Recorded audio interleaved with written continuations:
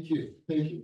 Great insights. So it's great and good to introspect and focus on some of the things we've been doing over the years. Of course, sustainability is a big challenge. We need to think about that. Looking at situations of interdependence rather than dependence. For some of us, we've been here for some time.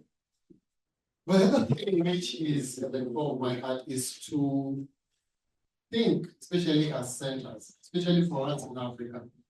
We've been working at this context for a while. We do both academic and non-academic training. We've not treated any books. Yes. We need to think. I don't think in Asia you guys have started writing books which are emerging from context. Okay? Because even missiological books that we use in our context, like standard literature. So we need to start thinking about, can we come together, put up 1 or 2 books, can we start enriching our libraries with in-context literature? Okay? So I'm hoping we can do that very quickly. Okay? We can come together, all of us, and start making something sure. It will be okay if you have authors, 20 of them at the back. Okay? But it's literature put up together for Africa, by Africans who've worked in that specific context. So I want to transition to the next stage. Thank you, Nancy, for taking us through that session. And this is I think it's Dr. Diana and myself taking us through social entrepreneurship and the program, social entrepreneurship diploma. I know the word diploma is a little bit misleading, but Dr. Diana will help us break that in a short while. But first and foremost, love to appreciate new people who joined us. Let me see. I see. Oh, we are ready with that. Okay, Anthony Njoroge. Oh, great seeing you joining us online. And Reverend Captain Joel Apollo Soti. Oh, that's quite long. The title. Okay. Karibu, you're welcome to join and enjoy conversation that you're having today. So, Present, sir. Karibu. You're welcome, Diana, to take us through the next presentation. Appreciate her for staying late. Oh, Mm-hmm. and after this, Diana, there's tea, so you can join us for tea.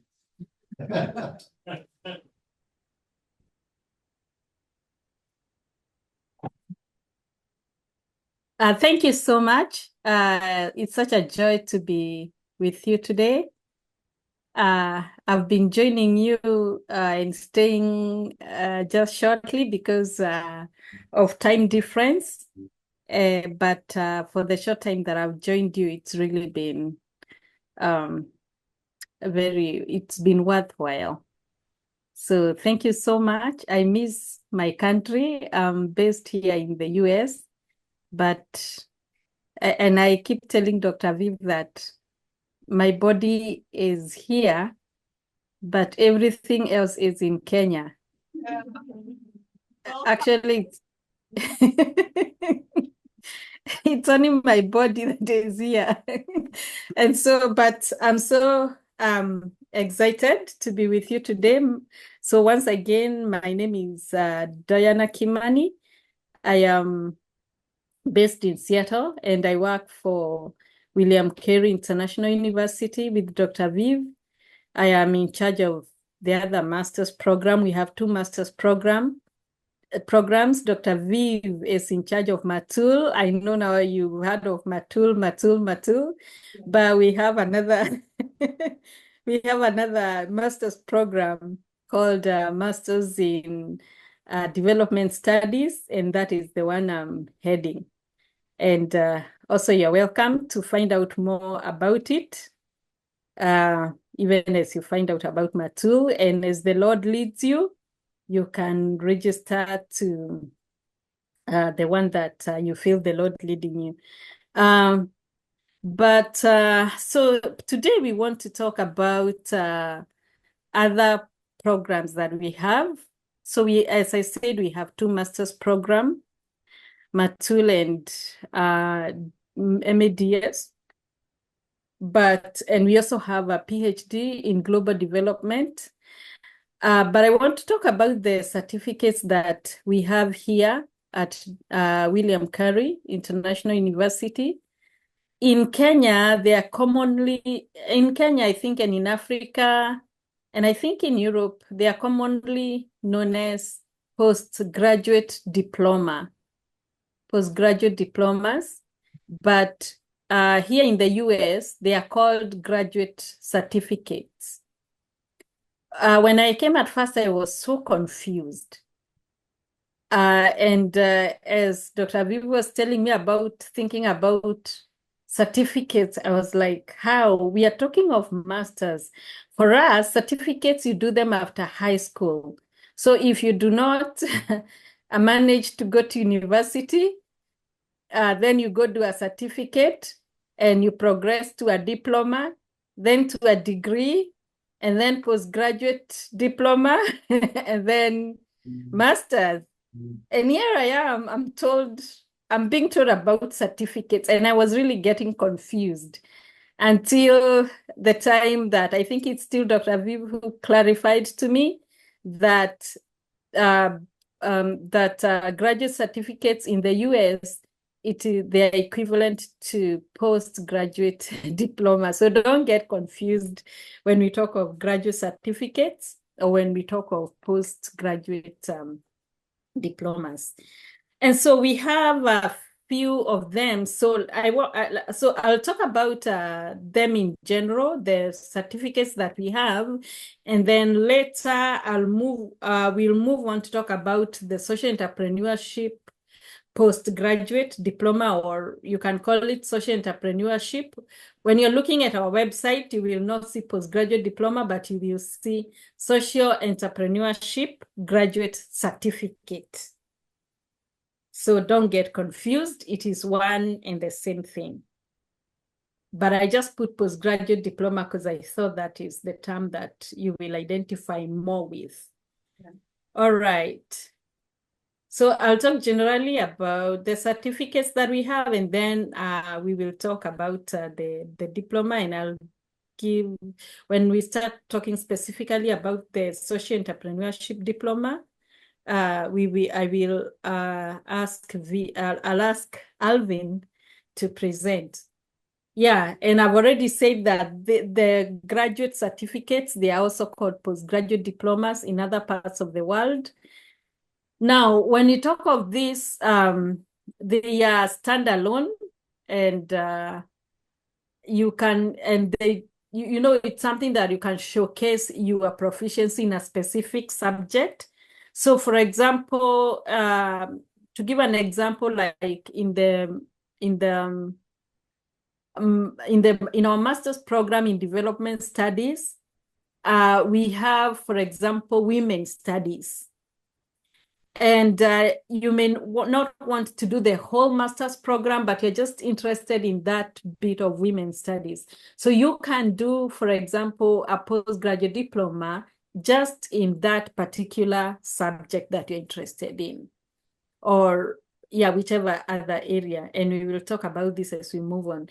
Then, as I know you've heard about this, our graduate certificates, as well as our master's and our PhD, they are accredited and recognized both nationally in the US and internationally by educational institutions and professional organizations.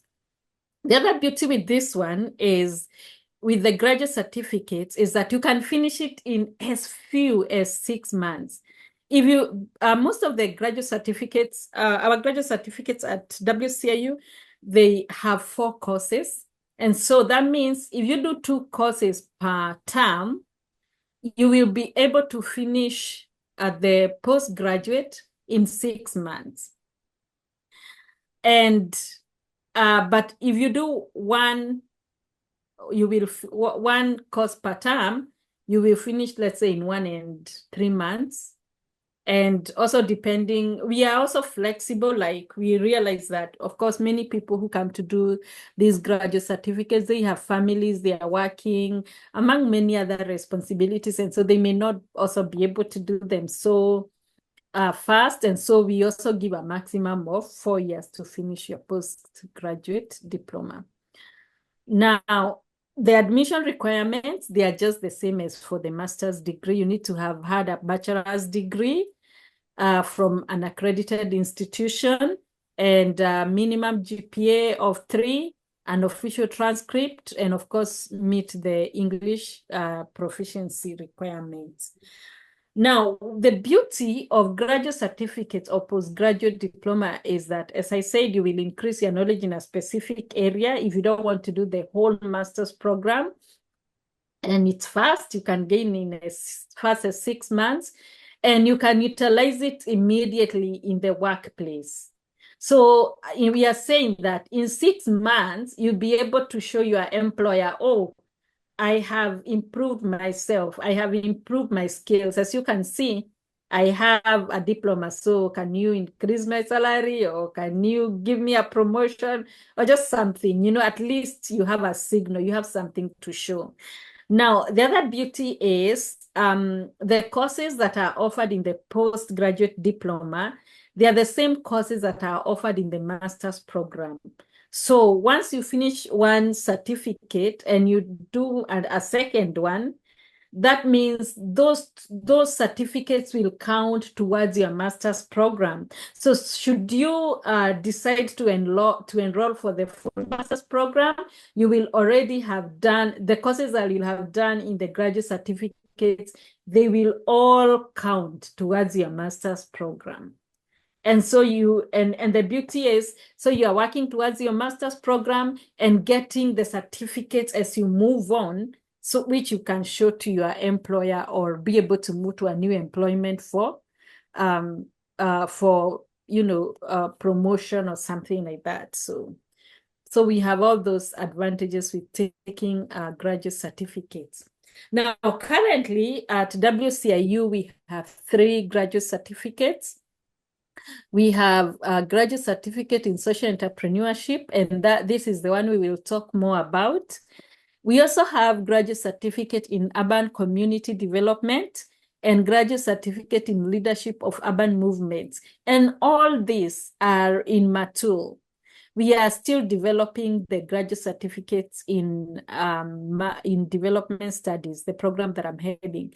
But for now, these are the ones that are complete, and the others we are working on. So should you want to enroll for any of these, they are open. You can enroll, and probably you may not even be so sure whether you want to do the whole master's, the whole Matul, or you don't know whether exactly that's the line you want. You can just start with a graduate certificate, and as you move on, you will see whether that is the line you want.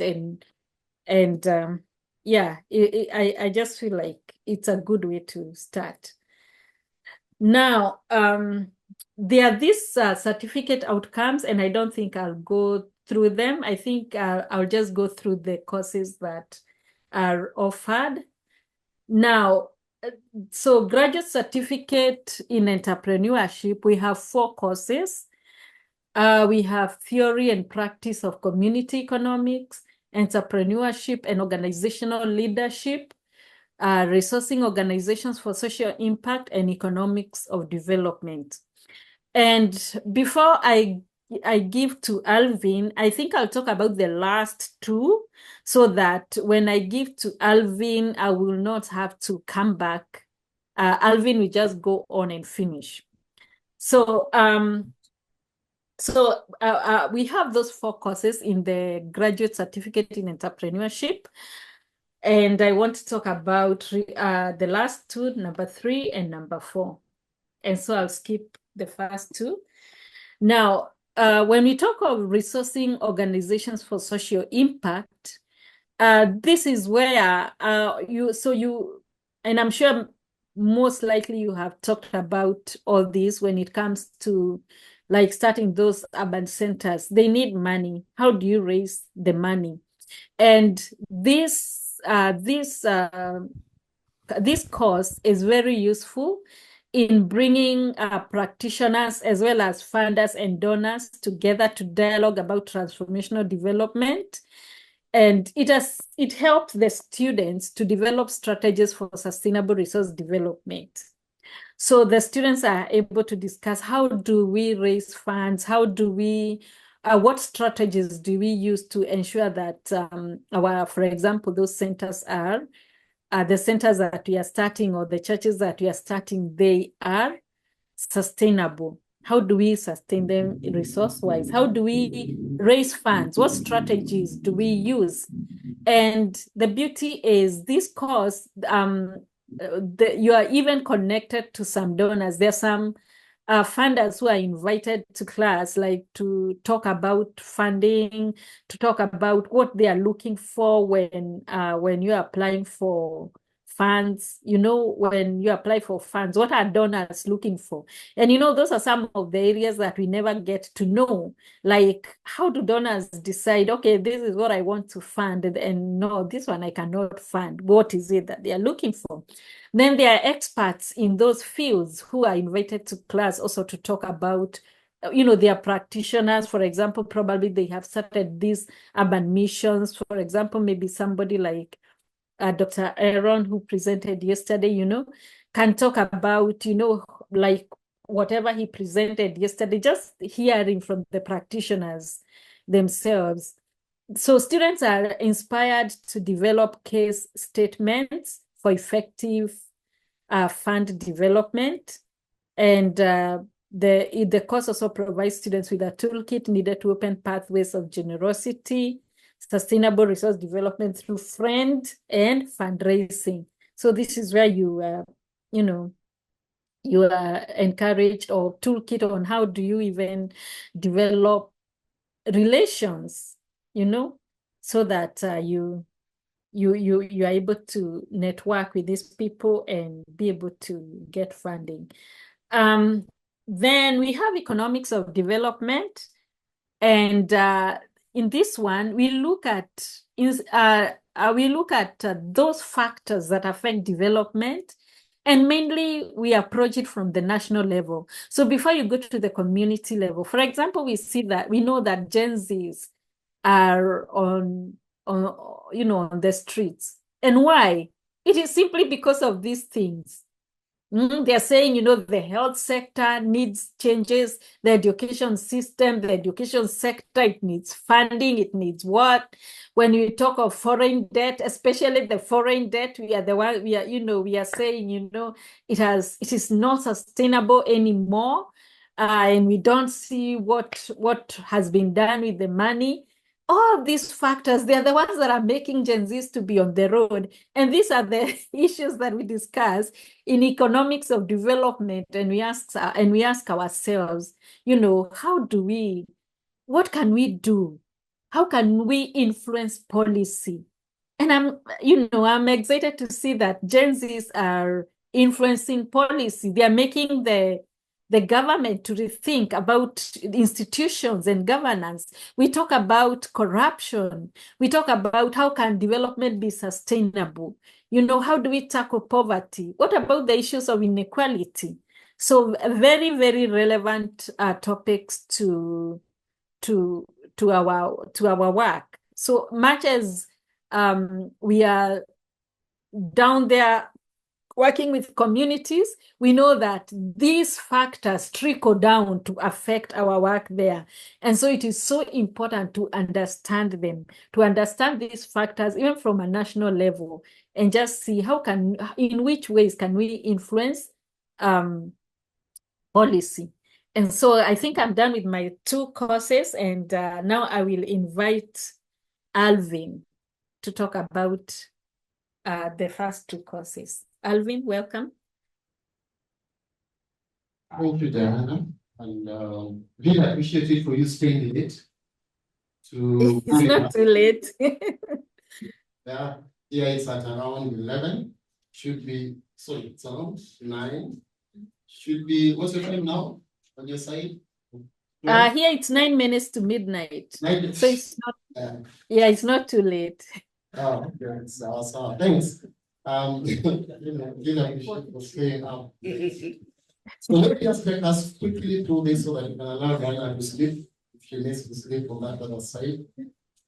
Yeah, so I'll take you through the two courses that I teach, and that's the one which has already been put there, theory and practice of community economics. Then I'll take us through the second one. So I'll take the shortest time possible to help us understand this. Let's start on the tail end. One is that these are geared towards meeting two objectives. One, the ability on one side of pastors' households or those who work in those contexts to successfully start up ministries that address economic disempowerment. Okay, that's one of it, and I'm able to give a little bit of details. But there are also those who want this for themselves. In context that we've talked before, it's a very interesting place, business as mission, business in mission, all those things that go in there. So that's a conversation that you can also be able to have. So you have those who are in their businesses, you have those who want to help communities and churches that they need to address some of these specific things. Then I think we can address the second course. That's where we also look at social enterprises, where now there are those things which churches are running. How do you run them in a more sustainable way, but also appreciating the mission? Now, all of these two courses that I teach require, we call it service learning. In this side of the world, just as we've had the difference between postgraduate training versus certificate, we call it service learning on the other side. Here it's basically an attachment to, if let's say you're talking about a saving system or a cooperative union, then you're attached there, you reflect together with them, learn together with them, and that becomes part of the write-up that you give in the class. But there are those of us who are already in those specific ministries. So we ask you to do a lot of introspection and evaluation to see where there are gaps, so that those can be addressed. And then again in the class, we are able to evaluate that together. Our classes are very highly conversational. So we engage, so it's very analytical, it's not descriptive. The facilitator or the lecturer doesn't come to describe, but different people from different contexts bring in their stories of whatsoever they are doing there with regards to economic strengthening or economic empowerment, and we are able to engage with it and see what works, what are the best practices, what do we need to do probably to take them to the next level. So the course on theory and practice of community economics is basically at the tail end, is transformational economic ministries at the far end of it. And the foundation of it is basically the theology of work. And work goes hand in hand with the rest. Okay? And of course, love is a big theme within there. I know we have a lot of discussions on the 10 principles of economic discipleship, which is at the heart of you can see the smile. We really love that specific conversation. Yeah, but our basic foundation is built around work, because any economic development initiative at the end of it must lead towards work. Sometimes I even dare say that any development initiative, community development initiative, must take us back to work. Okay? Not unless if it's widows and orphans, but it must take us to that specific foundation.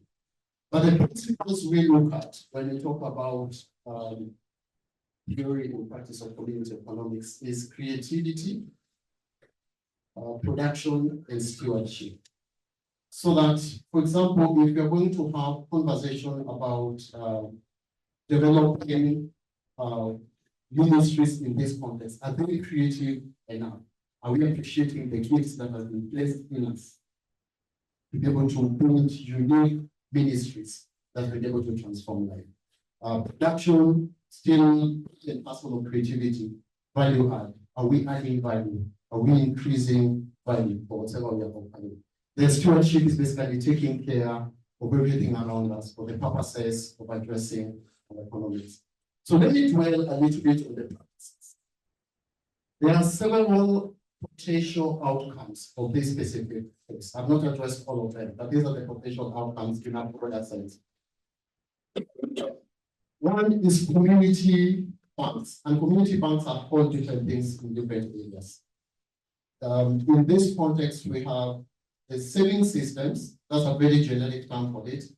Another generic term for it is ASCAs, or Accumulating Savings and Credit Associations, which are built from the principle of local resources. One of the local resources is people being able to put in their small savings into the system, and also using social capital, because saving systems are built around the principle of social capital. What we have a lot of in this context, the churches already have social capital. Okay, so we just need to be able to help them to mobilize that and be able to address economic issues. So you could have ASCAs, which is generic for PSLAs or table banks. There are different versions of it. There are different names that are given by different organizations. Roscas, which is we call them merry-go-rounds. They are fountains in West Africa, I think. So there are different names across the continents which are used for merry-go-round. And you can use different models for that. Now, cooperatives are almost on the same principle, and sometimes cooperative lead us to circles. That's an easier one for us. But cooperatives are built around a theme. Okay? It could be producer cooperatives. Let's say if you have people who do artwork, like there are people who went and there were a lot of spoons, wooden spoons coming up. If you have several people producing wooden spoons, you can have a cooperative of wooden spoon producers. Okay? Who can be able to cluster and build a massive movement around that. Then small businesses, we just touch a little bit on it because the next course deals deeply with small businesses and social enterprises. But within this, we also touch on what you call the economic systems, because even though you don't have this in a local setup like this, there are a lot of external economic systems which potentially affect them either positively or negatively. And I know there's a bit of what Dr. Diane has talked about on economics of development. And some of these principles are built in here so that students are not only understanding what is happening in the micro environment, but also what happens on the larger scale. You see, like, for example, if you have a conversation with the Kenyan guys about, and I think Ghanaians, on debt, because we're almost on the same boat, okay? When you have a conversation on debt, how does debt affect the saving systems? Because it's saving. For example, like I know in Ghana, they have gone through that. The sovereignty of the people is huge within a country. So if a country is completely in debt and they cannot get out of debt, they come back to you. Okay? So they can read your bank accounts, they can read your bonds, they can read your savings in a circle, to pay that debt. Yeah. They call it haircut. I think that's not what's happening in Ghana. They call it haircut. Okay, haircut. You're giving a haircut. Haircut. That's the word for that. Yeah. Can happen. So your bank account, you can just decide, because in law, the sovereignty belongs to the people. That's what we've taken to the streets today. But from an economics perspective, what it means is that in the event that a country cannot completely pay, they go back to the sovereign people. Okay, so what does that mean? Like, what do those things mean? So we go into that from that perspective, understanding. Again, even economic systems, okay? Marxist systems and communism, socialism. So the students are able to grapple with that and see how do these things, where they are actually head on the local, whatever you're doing on that specific, yes, on the local people, that context. So the next one, kindly, is a wide up. Is it out here? Yeah, do you have it on your own? Okay. So entrepreneurship and organizational leadership. Again, this one we look at it also at two different levels. Pastors at that specific, or community workers at that specific local level. On either individual businesses, or businesses of spouses, or household businesses, or businesses within the streets, like we have businesses across the streets here. How do you support and help that? But two, we have social enterprises that several of us run. For example, we have churches that have schools. I think there was a question around that at some point. I know in one of our classes, there was a conversation about a church that has butcheries. Okay? It's one of the classes. And that money from the butcheries come to run the mission, becomes the cost of the mission. How do you run that specific thing? Center organizations can potentially be social enterprises. Okay? How do you navigate around them, depending on how they are registered and what is within that specific. So enterprises will do different things. God is at the center of it because God is the owner of that business. So we have a conversation on that, and some of the foundations have been made in the previous class. The steward is a critical person because that's the person who runs that business. And that's where creativity comes from. We need to help those guys to be creative. So there's a conversation on creativity. Then the processes. The processes are the typical thing which many people teach. Marketing, profit management, sales, costing, forecasting, the investment within that specific business. Then you have resources and equipment, basically the capital that you have, capital asset that you have within that specific business. So, having said that, one of the outcomes of this course is you must learn how to write a business plan for your business, either to improve it, okay, or to start a new one. So we take you through the 4 or 5 chapters for business planning. And at the tail end of it, we deal with accounts, okay? Balance sheets, okay? Profit and loss accounts, so that you also start engaging with that, either whether you're running a social enterprise or you're running an individual business, okay?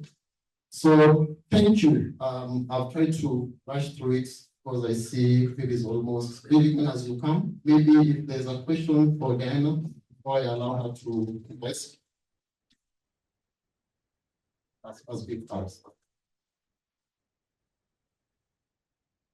Just a comment that this is what we need. This is what we need as individuals. Just thinking my son needs to come and enroll in this course before he graduates from university. He wants to set up a pig's farm. So he can mobilize more of his friends to come and teach courses here at the Tabakari Center. Individuals, we need this. Yeah, we need this. Yeah, so small beginnings. Yeah, let's learn and do it. As good guys ready? Any other question? Any other comment? I think we raised it in our group about funding or fundraising for social effort towards sustainability of the organization. And I think one of the challenges we're having now is that we have donors or partners who are not willing to fund faith-based organizations. And I think all of us are faith-based here. So that kind of a challenge. So how does that course or that certificate address that challenge? Yes. And also in terms of supporting our organization for social impact, how do we support organization or fundraise for sustainability?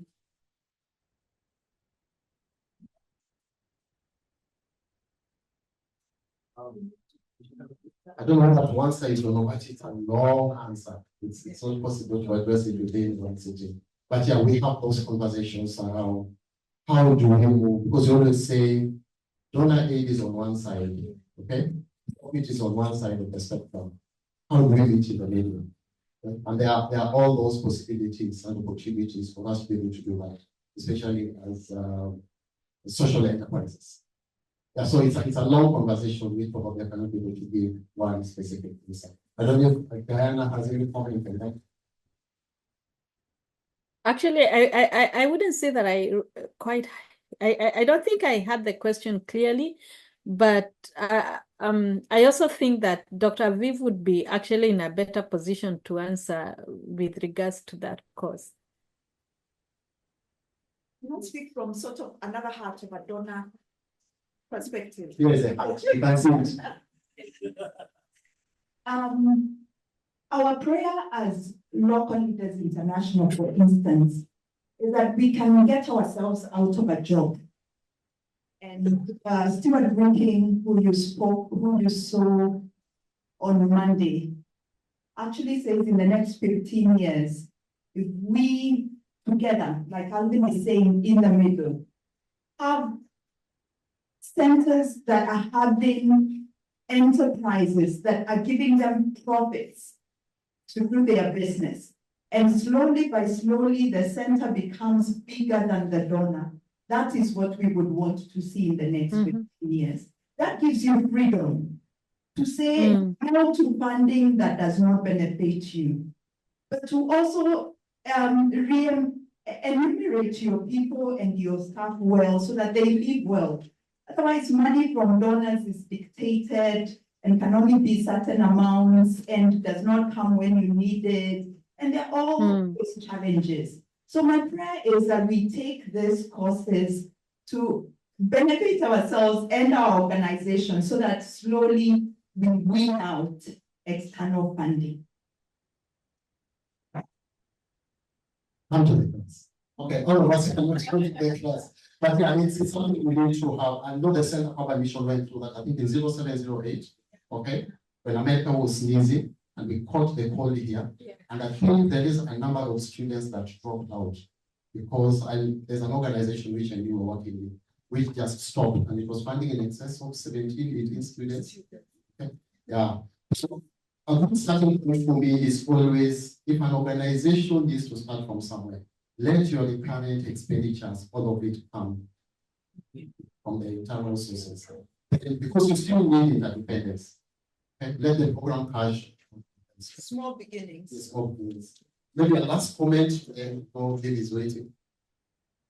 What we are trying to do now is to start an endowment fund. Endowment fund. And invest it well. And the government now realize that if we invest now, there's a possibility that there'll be a haircut. But we are saving the money that we are cutting, 10%, 20% of the money that comes from our partners for that, because the seminary has made a big mistake, and we don't want to go through that as well. And then the sales from what the people are getting out of their farming and all that, we pick just 1% of it to keep for them. So that in the next few years, when we have to go back to give them all the farming inputs, it's from their own funding and not from us. You've been waiting for her. Thank you, Diana. We really appreciate your time. You can't stay on, or you can go and run this. Okay? Thank you. For Diana. Thank you too. Thank you too for your time. Thank you so much. I'll stay on a bit and then I'll leave at pleasure. Thank you. May God bless you all. Thank you. Yeah.